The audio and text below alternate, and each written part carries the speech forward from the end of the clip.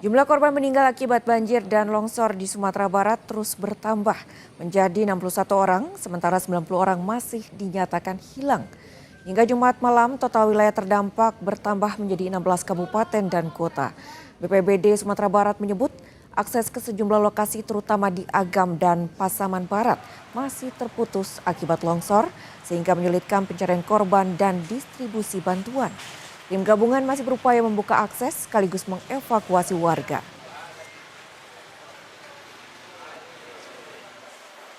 Untuk data terakhir sampai malam ini untuk kejadian sudah 16 kabupaten kota yang terdampak malam ini.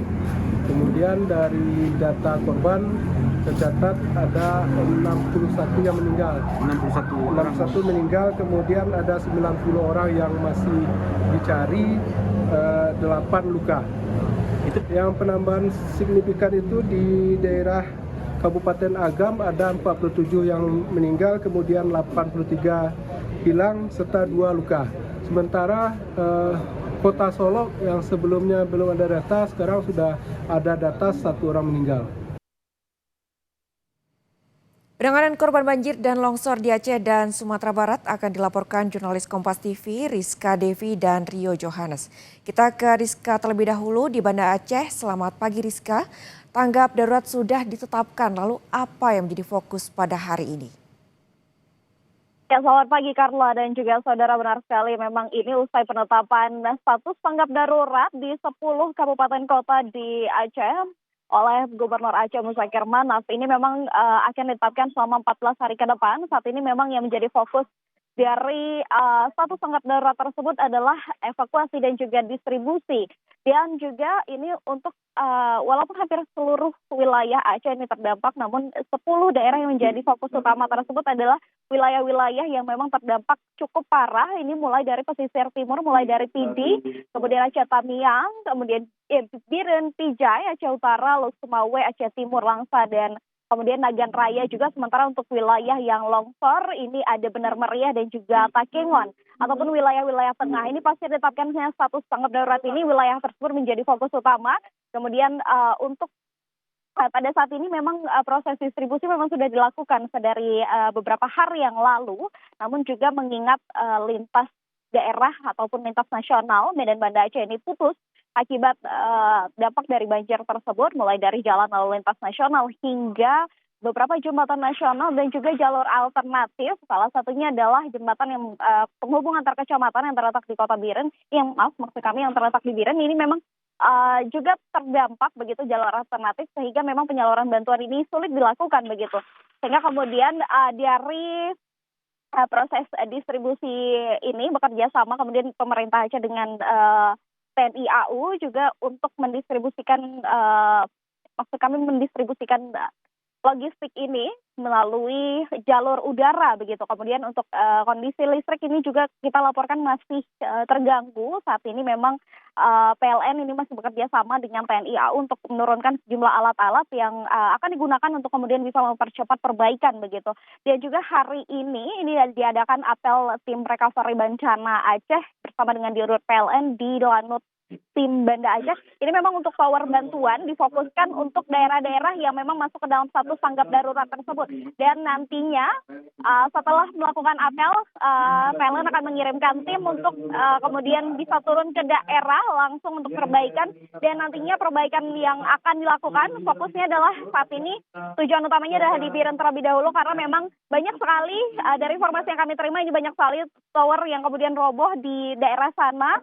Ada 10 tower yang roboh dan juga 4 yang terganggu. Dan juga nanti nih apel ini akan dimulai pada pukul 8. Sementara informasi yang dapat kami sampaikan juga terkait dengan beberapa daerah yang memang berstatus tanggap darurat. Saat ini memang posko pengungsian itu sudah dibangun oleh TNI, Polri, kemudian juga BPBD dan relawan. Dan titiknya ini tersebar karena memang ada beberapa daerah yang terisolir begitu sulit untuk dijangkau, mulai dari proses evakuasi sampai dengan distribusi. Dan juga mengingat bahwa memang listrik di sini masih belum pulih, kemudian juga jaringan seluler masih belum pulih, sehingga memang untuk proses pendataan korban hilang dan juga korban meninggal dunia ini memang masih sulit dilakukan. Clara.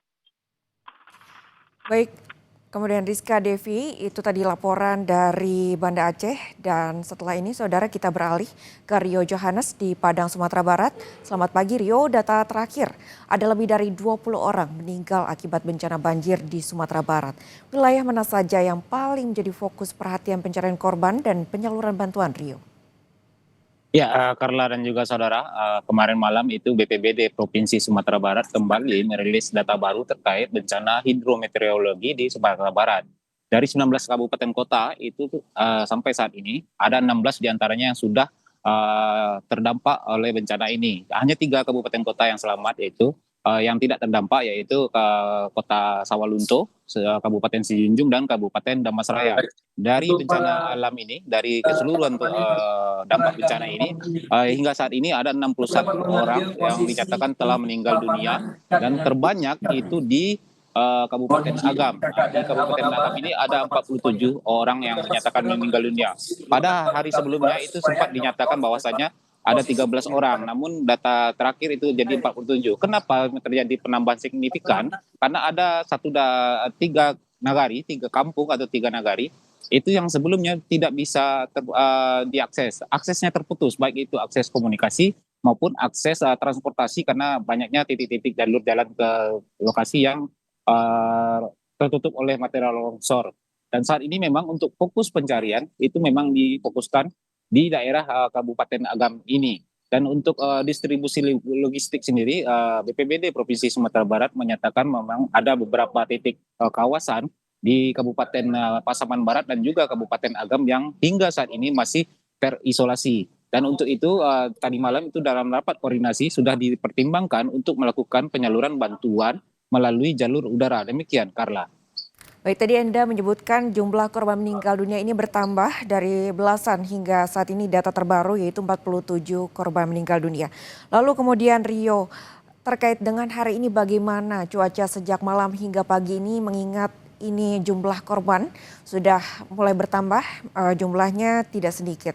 Sehingga dari pantauan Anda bagaimana cuaca sejak malam hingga pagi ini? Apakah kemudian untuk saat ini cuaca masih memungkinkan untuk memberikan hal-hal ataupun memberikan secerca harapan agar tidak terjadi kejadian banjir bandang serupa?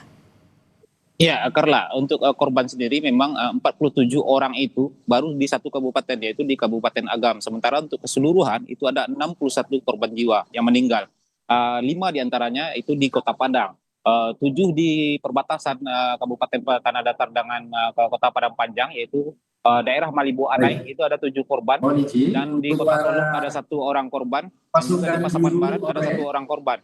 Untuk cuaca sendiri, saat ini saya berada di Kota Padang, salah satu kabupaten kota yang terdampak terparah akibat bencana ini. Dari tadi malam hingga pagi ini tidak ada lagi hujan, dan pagi ini cuaca sudah cerah. Untuk di Kota Padang sendiri, fokusnya saat ini adalah pembersihan daerah terdampak banjir bandang susulan kemarin pagi, yaitu di daerah Kecamatan Pau, tempat saya melaporkan ini. Ini adalah Kecamatan Pau, di belakang ada dapur umum. Ada 2 dapur umum yang didirikan di sini, termasuk di salah satunya di kantor camat ini, di Camat Pau. Dan untuk pengungsian lebih kurang 1.500 jiwa di kecamatan di satu kecamatan Pau ini mengungsi akibat banjir bandang yang terjadi kemarin pagi. 1.500 orang warga yang diungsikan ini ditempatkan di 7 tempat pengungsian yang tersebar di 3 kelurahan. Demikian, Karla. Lalu dari pantauan Anda Rio, saat ini apa yang paling dibutuhkan oleh warga terdampak ini?